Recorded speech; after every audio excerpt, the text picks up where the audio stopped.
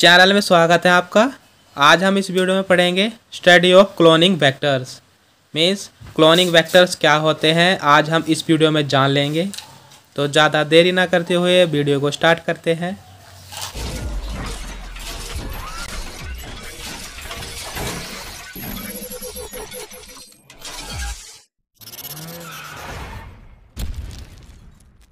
तो इसमें क्लोनिंग का मतलब क्या है? क्लोनिंग का मतलब होता है photocopy.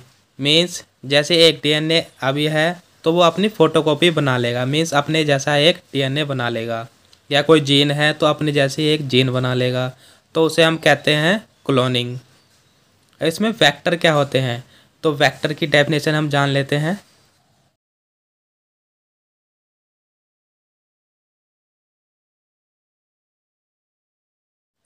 Vectors are DNA molecules that can carry foreign DNA segment and replicate inside the host cell. Means जो वेक्टर होते हैं वो डीएनए के मॉलिक्यूल्स होते हैं जो बाहरी डीएनए सेगमेंट होते हैं उनको कैरी करके रखते हैं।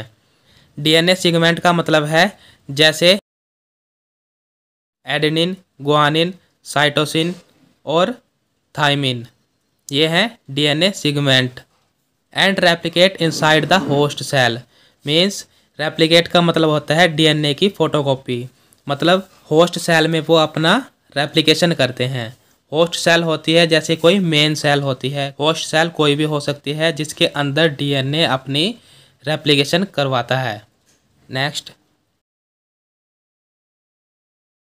वेक्टर्स में भी प्लाज्मिड एंड बैक्टीरियोफेज। जो प्लाज्मिड होते हैं उनमें जीन होती हैं जो सेल्फ रेप्लिकेशन करवाती हैं। सेल्फ रेप्लिकेशन का मतलब है वो अपने आप ही अपनी क्लोनिंग बनाती रहती है, मतलब अपनी जैसी जीन्स बनाती रहती हैं। बैक्टीरियोफेज में क्या होता है कि एक वायरस होता है जो बैक्टीरिया के ऊपर जाके चिपक जाता है, फिर उसमें इन्फेक्शन कर देता है और उसके अंदर चला जाता है। फिर क्या होता है, उसके बाद अंदर जाके अपना रिप्रोडक्शन स्टार्ट कर देता है। रिप्रोडक्शन का मतलब है अपने ही जैसे वायरस बनाने स्टार्ट कर देता है। अब हम क्लोनिंग वेक्टर्स की करैक्टरिस्टिक्स देख लेते हैं। करैक्टरिस्टिक्स का मतलब है कि क्लोनिंग वेक्टर्स की क्या क्या विशेषताएं होती हैं।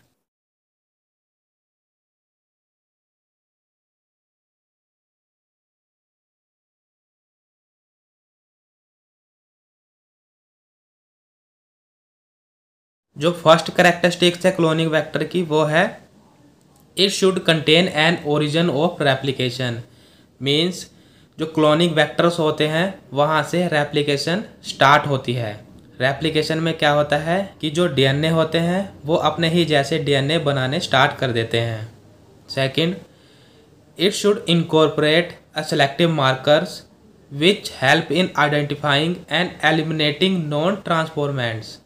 मीन्स क्लोनिंग वेक्टर्स में सिलेक्टिव मार्कर्स होते हैं। जो सिलेक्टिव मार्कर्स होते हैं उनका काम क्या होता है, सिलेक्टिव मार्कर्स हमारे यूज़ करे जाते हैं प्लाज्मिड को मेंटेन करने के लिए। अगर प्लाज्मिड मेंटेन रहेगा तो वो सेल के लिए यूज़फुल हो जाएगा, मीन्स सेल के काम आएगा। तो जो सिलेक्टिव मार्कर्स होते हैं वो हेल्प करते हैं हमारे आइडेंटिफाइंग, मीन्स पहचानने में, और एलिमिनेट करने में नॉन ट्रांसफॉर्मेंट। जो नॉन ट्रांसफॉर्मेंट्स होते हैं उनमें कोई भी बाहरी जीन आके एंटर नहीं करती है, तो इसलिए हम उन्हें नॉन ट्रांसफॉर्मेंट कहते हैं। और जो ट्रांसफॉर्मेंट होते हैं उसमें बाहरी जीन, मीन्स कोई फॉरेन जीन आके उसमें बाइंड करती है और अपनी रेप्लिकेशन स्टार्ट कर देती है। इसीलिए सिलेक्टेबल मार्कर्स हमारे नॉन ट्रांसफॉर्मेंट को एलिमिनेट यानी बाहर निकाल देते हैं। It should be small. जो क्लोनिंग वेक्टर्स होते हैं वो छोटे होते हैं। Next, it must on recognition site for restriction endonuclease. Recognition site का मतलब है जहाँ पे कोई भी चीज़ आके बाइंड करेगी। और रेस्ट्रिक्शन एंडोन्यूक्लियेज, रेस्ट्रिक्शन एंडोन्यूक्लियेज एक एंजाइम है, उसके लिए बहुत सारी क्लोनिंग वेक्टर्स में रिकॉग्निशन साइट्स होती हैं। Have a capability to self replicate. Means जो क्लोनिंग वेक्टर होते हैं वो सेल्फ रेप्लिकेट होते हैं, मीन्स खुद ही अपनी फोटोकॉपी यानी क्लोनिंग करते हैं। अब हम प्लाज्मिड वेक्टर की जानकारी ले लेते हैं। प्लाज्मिड वेक्टर्स क्या होते हैं।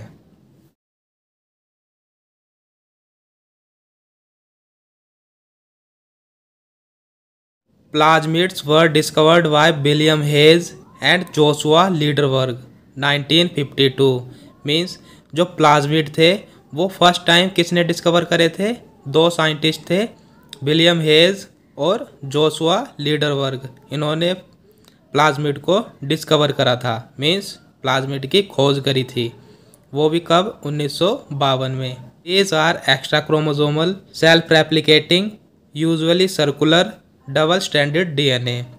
मीन्स जो प्लाज्मिड है एक्स्ट्रा क्रोमोसोमल, मीन्स जो नॉर्मल क्रोमोसोम के पेयर होते हैं उससे ज़्यादा हैं प्लाज्मिड्स में। सेल्फ रेप्लिकेटिंग मीन्स ये अपने आप ही रेप्लिकेट होते हैं, मीन्स अपनी कॉपी खुद बनाते हैं। यूजुअली सर्कुलर मीन्स ये मेनली गोल होते हैं, सर्कुलर होते हैं। डबल स्ट्रैंडेड DNA मीन्स जैसे DNA का स्ट्रक्चर आपने देखा है वो डबल हेलिक्स स्ट्रक्चर है, तो वैसे ही इसमें डबल स्ट्रैंड होते हैं, मीन्स दो लाइनें सी होती हैं, उसकी तरह इसका स्ट्रक्चर होता है। अब हम एक एग्जांपल देख लेते हैं प्लाज्मिड का, जिसका नाम है PBr322 वेक्टर।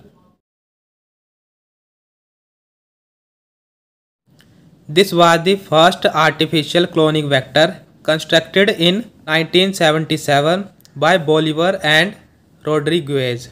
जो PBr322 वेक्टर हैं वो एक आर्टिफिशियल क्लोनिंग वेक्टर है। आर्टिफिशियल का मतलब है कि उसे लैब में प्रिपेयर करा गया है। वो भी किसने प्रिपेयर करा था उसको? बोलिवर एंड रोड्रिगुएज ने 1977 में। ये दो साइंटिस्ट थे, इन्होंने PBr322 वेक्टर को बनाया था। It is widely use in gene cloning experiment. अगर हमें जीन की क्लोनिंग करवानी है तो उसमें हम PBr322 वेक्टर यूज़ करते हैं। अब हम PBr322 वेक्टर के नोमेनक्लेचर को देख लेते हैं।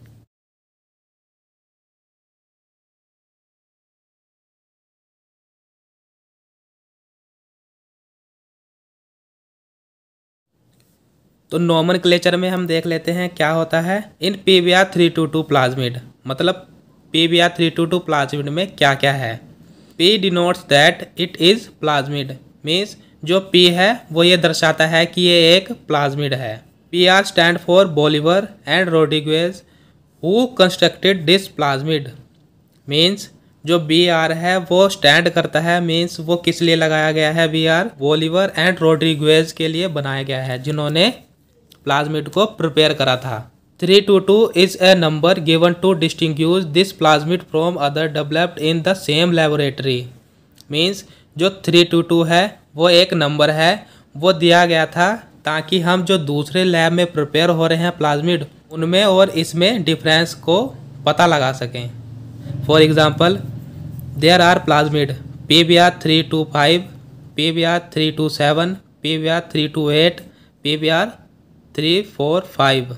मीन्स ये बहुत सारे प्लाज्मिड थे जो एक साथ प्रिपेयर करे जा रहे थे। उनमें डिफरेंस देखने के लिए साइंटिस्ट ने उनको नंबर दे दिए हैं, जैसे PBr325, PBr327, PBr328, PBr345। अब हम PBr322 का स्ट्रक्चर देख लेते हैं एक छोटा सा।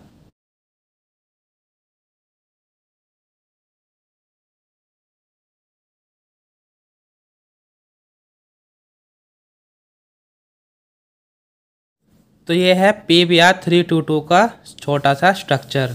यहाँ पे बहुत सारी रिकॉग्निशन साइट्स है, जैसे EcoR first, Hind third, EcoR5, WAM-H1, SAL1, PBU second, NDE first, PST first, PBU first.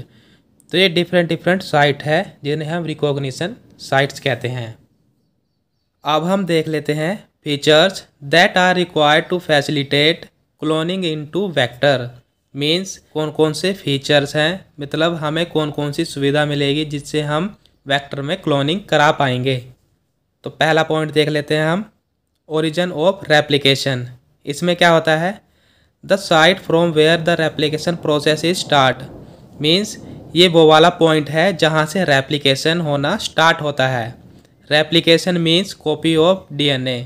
Replication का क्या मतलब होता है कि DNA की कॉपी, मीन्स जैसा एक DNA है वैसा ही दूसरा DNA। This site is one in prokaryotic cell and two और more in eukaryotic cell. Means जो ओरिजिन ऑफ रेप्लिकेशन है प्रोकैरियोटिक सेल में एक ही होता है। प्रोकैरियोटिक सेल वो होती हैं जिनमें न्यूक्लियस नहीं पाया जाता है, और 2 या 2 से ज़्यादा होता है यूकैरियोटिक सेल्स में। यूकैरियोटिक सेल वो होती हैं जिनमें न्यूक्लियस पाया जाता है। Next point, selectable markers. तो सेलेक्टेबल मार्कर्स क्या होते हैं? Some genes called selectable markers helps in selecting those host cell which contain the vector transformants. Means कुछ जीन्स को हम सेलेक्टेबल मार्कर्स कहते हैं जो हमारी हेल्प करती है होस्ट सेल को सेलेक्ट करने में, विच कंटेन अ वेक्टर, मतलब जिनमें वेक्टर हो। वेक्टर का मतलब है कि उसमें ट्रांसफॉर्मेंट्स हो। ट्रांसफॉर्मेंट्स में क्या होता है? ट्रांसफॉर्मेंट्स में ट्रांसफॉर्मेशन होती है। जो ट्रांसफॉर्मेशन क्या होता है? Transformation is a process through which a piece of DNA is introduce in a host bacterium. Transformation में जैसे कोई होस्ट बैक्टीरियम है, मीन्स कोई बैक्टीरिया है, तो उसमें डीएनए का कोई पीस हम इंट्रोड्यूस करा देते हैं। इंट्रोड्यूस कराने का मतलब है हम उसमें डाल देते हैं। Next point, cloning recognition sites. Means किस किस साइट्स पे क्लोनिंग होती है, वो वाली साइट्स देख लेते हैं कौन कौन सी होती हैं और किन किन में होती हैं। PVR322 plasmid has a variety of unique recognition site for restriction endonuclease. Means जो PVR322 प्लाज्मिड है उसमें बहुत सारी यूनिक मतलब स्पेशल रिकॉग्निशन साइट्स होती हैं। मतलब उसमें अलग ही रिकॉग्निशन साइट्स हैं बहुत सारी, आपको दिखाया भी था। वो रिकॉग्निशन साइट किसके लिए है? रेस्ट्रिक्शन एंडोन्यूक्लिएज के लिए है। Next point, insertional inactivation. इसमें जीन के अंदर बाहर से डीएनए सेगमेंट डाल देते हैं। डीएनए सेगमेंट आपको बताया था मैंने, अगर आपने वीडियो स्किप ना करी होगी तो आपको पता होगा। Next point, if plasmid in the bacterium does not have an insert the presence of chromogenic substrate gives the blue colour of colonies. Means अगर किसी भी बैक्टीरिया में अगर इंसर्ट का मतलब है कोई भी बाहर से हमने डीएनए फ्रेगमेंट नहीं डाला है, अगर वो उसमें नहीं होगा तो जो उसके अंदर क्रोमोजेनिक सबस्ट्रेट हमारा यूज़ करा जाता है ओनली कलर को दिखाने के लिए, तो वो ब्लू कलर शो करेगा। Next point, presence of insert result into insertional inactivation of the beta galactosidase and therefore the clone do not produce any color. These clone are marked as recombinant clones. Means अगर उसमें insert होगा तो insertional inactivation process भी उसमें होगा, तो वो किसके लिए होगा? बीटा गैलेक्टोसाइडेज के लिए। तो उसके कारण क्या होगा कि उसमें कोई भी कलर प्रोड्यूस नहीं होगा, और जो उसमें कॉलोनी आई हैं वो ओनली रिकॉम्बिनेंट क्लोनीज की तरह मार्क्ड करी जाएंगी। Next point, vector for cloning gene into plant and animals. तो इसमें देख लेते हैं क्या होता है। Vector for selecting the transformation of recombinant DNA rDNA which is pre formulated, कि हमने वेक्टर सेलेक्ट करना है ट्रांसफॉर्मेशन प्रोसेस के लिए, वो भी किसके ट्रांसफॉर्मेशन के? रिकॉम्बिनेंट डीएनए के, जो कि हमने पहले ही फॉर्मुलेट करा हुआ है। तो ये थी स्टडी ऑफ क्लोनिंग वेक्टर।